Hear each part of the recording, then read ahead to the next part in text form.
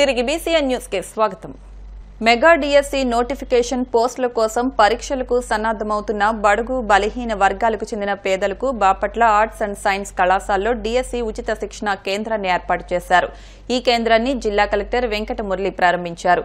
ఈ శిక్షణ కేంద్రాల ద్వారా అభ్యర్థులు శిక్షణ పొంది డిఎస్సిలో మంచి ఫలితాలను సాధించాలని ఆకాంక్షించారు. ఈ కార్యక్రమాన్ని కలెక్టర్ అధికారులతో కలిసి లాంఛనంగా ప్రారంభించారు. అందిస్తున్న శిక్షణతో అభ్యర్థులు మంచి ఫలితాలను సాధించాలని సూచించారు. ప్రభుత్వం స్థాపించిన కొద్ది కాలంలోనే అంటే కేవలం 4 నెలల్లోనే మీ అందరికీ కూడా ఫ్రీ కోచింగ్ ని ఏర్పాటు చేసేటువంటి విషయానికి కావలసినటువంటి బడ్జెటరీ సపోర్టు, విధి విధానాలు అన్నిటినీ రూపొందించి చేయడం జరిగింది. వెంకటేశ్వరరావు గారు చెప్పినట్టుగా ఈరోజు స్టేట్ ప్రోగ్రామ్ గుంటూరు డిస్ట్రిక్ట్ లో బీసీ వెల్ఫేర్ మినిస్టర్ శ్రీమతి సవిత గారి ఆధ్వర్యంలో జరుగుతా ఉంది. సుమారుగా దగ్గర 17,000 పోస్టులకి మెగా డిఎస్సి ఇవ్వబోతా ఉన్నారు. మరి ఈ మెగా డిఎస్సిలో ఆన్ అండ్ యావరేజ్ గా మనం 26 జిల్లాలు ఉన్నాయి. ప్రతి జిల్లాకి ఎన్ని పోస్టులు వస్తాయి అనేది మనం లెక్కేస్తే అంటే ఖచ్చితంగా జిల్లాకే మనకి జిల్లాలో ఉన్న వేకెన్సీస్ ని బట్టి లెక్కేసుకున్నప్పుడు సుమారుగా 700 పోస్టుల వరకు కూడా మన జిల్లాలో భర్తీ అయ్యేదానికి అవకాశం ఉంది. మరి ఈ రోజు మనం చూసుకున్నట్టయితే నేను రాజా డిబోరా గారు చెప్పినట్టు 45 మంది ఆస్పిరెంట్స్ ఈ రోజు హాజరయ్యారు.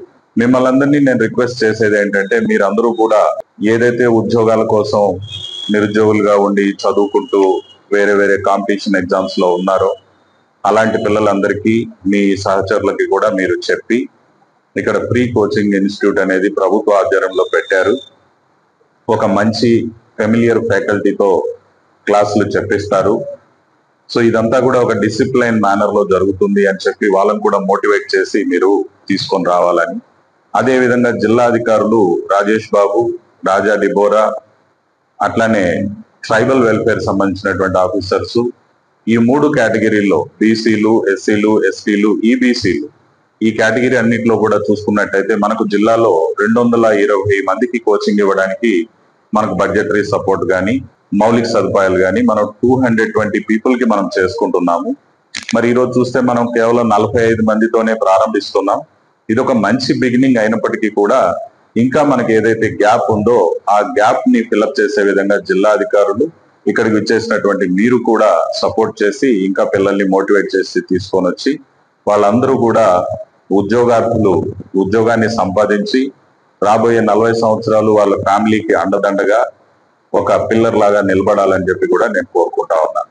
ఇప్పుడు వచ్చినటువంటి అందరూ కూడా ఉద్యోగం సాధించాలని, మీరు స్థిరపడాలని చెప్పి మీ అందరికీ మరొకసారి శుభాకాంక్షలు తెలియజేసుకుంటూ సెలవు తీసుకుంటున్నాను. మెగా డిఎస్సి నోటిఫికేషన్ పోస్టుల కొరకు పరీక్షలకు సన్నద్దమవుతున్న బడుగు బలహీన వర్గాలకు చెందిన పేదలకు ఉచిత కోచింగ్ ను బీసీ సంక్షేమ శాఖ ఆధ్వర్యంలో తిరుపతిలోని ఏపీబీసీ స్టడీ సర్కిల్లో కలెక్టర్ వెంకటేశ్వర్ ప్రారంభించారు.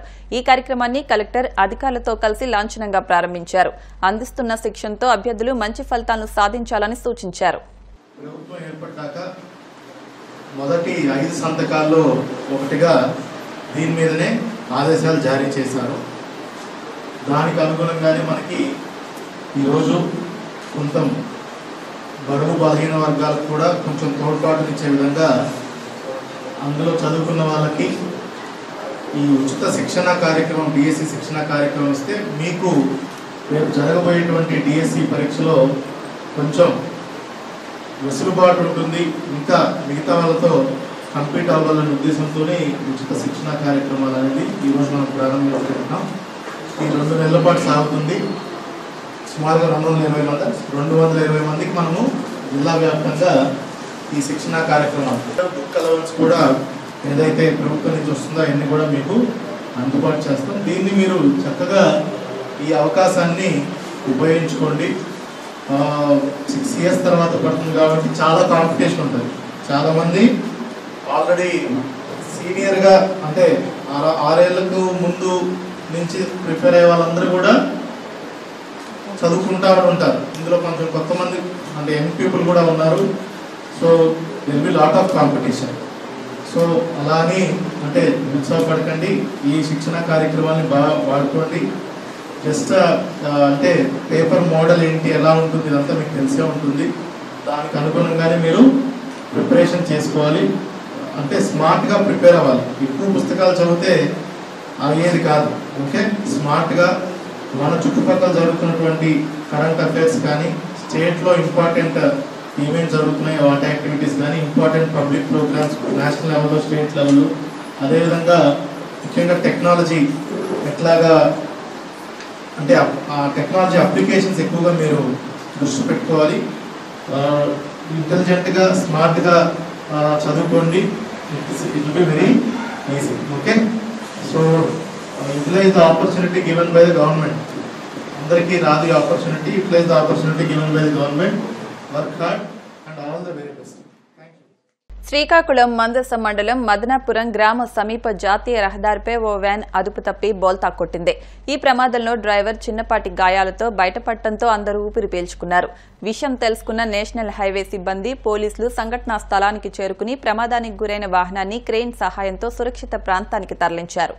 సొంత డబ్బా కొట్టుకోవడంలో సీఎం చంద్రబాబు దిట్ట అని తిరుపతి మాజీ ఎమ్మెల్యే భూమన కరుణాకర్ రెడ్డి మండిపడ్డారు. ఓవైపు ప్రజలను మోసం చేస్తూనే వైసీపీకి సానుభూతి పరులెవరూ ఉండకూడదని కూటమి ప్రభుత్వం కుట్ర చేస్తోందని ఆరోపించారు. సాధ్యం కాని హామీలిచ్చి టీడీపీ, జనసేన కూటమి ప్రజలను మోసం చేసిందని, ఎల్లో మీడియాను అడ్డుపెట్టుకుని ఇష్టమొచ్చినట్లు ప్రచారం చేసుకుంటుందన్నారు. చంద్రబాబు తన వైఫల్యాలను కప్పిపుచ్చుకునేందుకు జగన్పై విమర్శలు చేస్తున్నారని అన్నారు. ఈ సందర్భంగా దగ్గుబాటి వెంకటేశ్వరరావు రాసిన పుస్తకంలోని చంద్రబాబుకు సంబంధించిన కొన్ని ఆసక్తికర విషయాలను భూమన మీడియాకు చదివి వినిపించారు. చంద్రబాబు నాయుడు గారు వితండపు మాటలన్నీ కూడా మాట్లాడుతున్నారు. బడ్జెట్ సమావేశాలలో ఆయన తానంత గొప్పవాడే లేడన్నట్టుగా, తనంత గొప్ప సంస్కారవంతుడు, తనంత సంస్కరణవాది ప్రపంచంలోని ఎవరూ లేరని, అభివృద్ధికి తానే ఆద్యుడని, తన బుర్రలో అనేక రకమైనటువంటి ఆలోచనలు ఉన్నాయి. రాష్ట్రంలో ఆదాయం లేకపోయినా, అప్పులమయమైపోయినా నా ఆలోచనలతో రాష్ట్రాన్ని దూసుకు వెళ్ళేటట్టు చేస్తాను అనని మాయమాటలన్నీ కూడా చాలా ఉత్తర ప్రగల్భాలు పలుకుతున్నారు. చంద్రబాబు నాయుడు గారి చేతిలో ప్రసార మాధ్యమాలు, ప్రచార సాధనాలు అన్నింటినీ గుప్పిట్లో ఉంచుకోవటం మూలంగా చంద్రబాబు నాయుడు గారు ఏమి చెబితే అదే తందానా అంటూ ఈ రాష్ట్రంలో సాగుతున్నది. మీరు మీ సశ్చీలతను గురించి, మీ క్యారెక్టర్ను గురించి అత్యద్భుతంగా మీరు చెప్పుకుంటూ ఉంటే, మీకు బాకాలు ఊదేటువంటి, మిమ్మల్ని మోసేటువంటి బోయీలైనటువంటి మీడియా సంస్థల యాజమాన్యాలు మీరు చెప్పిందంతా కూడా వేదవాక్కులేనని, శ్రీకృష్ణుడు అర్జునునికి ఉపదేశిస్తున్నట్టుగా, భగవద్గీత చెప్పినట్టుగా మీరు అసెంబ్లీలో కానీ లేకపోతే పత్రికా సమావేశాలలో కానీ మీరు మాట్లాడుతూ ప్రజలకు చెప్పేటువంటి బోధలన్నీ కూడా ఆ భగవద్గీత సారాంశాలే అన్నంత గొప్పగా మీరు చెప్పిందంతా కూడా ప్రతి ఒక్కటి అక్షర సత్యమని, ఇంత దారుణంగా జగన్మోహన్ రెడ్డి రాష్ట్రాన్ని కుదేలు చేశాడు అని, మీరు ఒక గొప్ప సాంఘిక సంస్కర్తగా మీరు చేయబోయేటువంటి అద్భుతమైనటువంటి విన్యాసాలను గురించి వాళ్ళు చేస్తున్నటువంటి కార్యక్రమాలు.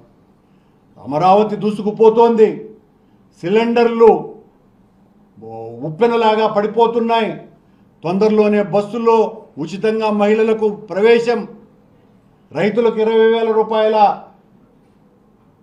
రొక్కం ఇవ్వటమన్న హామీ నెరవేర్చబోతున్నాడు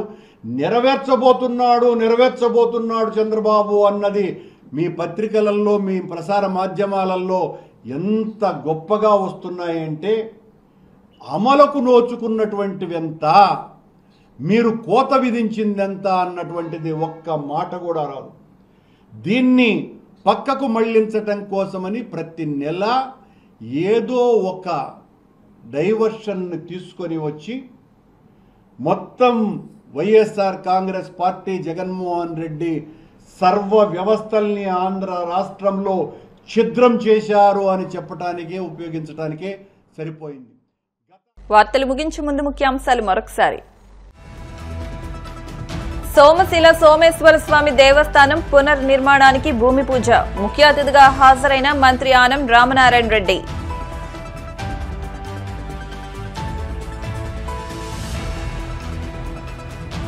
అసెంబ్లీలో టిట్కో ఇళ్లపై మంత్రి నారాయణ వివరణ. గత ప్రభుత్వం చేసిన అక్రమాలను వెలికి తీస్తామంటూ స్పష్టం.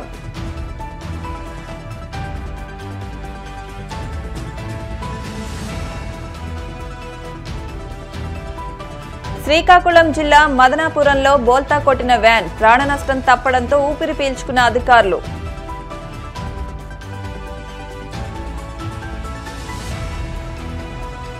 సీఎం చంద్రబాబుపై మాజీ ఎమ్మెల్యే భూమన ఫైర్. వైసీపీ సానుభూతి పరులను టార్గెట్ చేస్తున్నారంటూ ఆగ్రహం.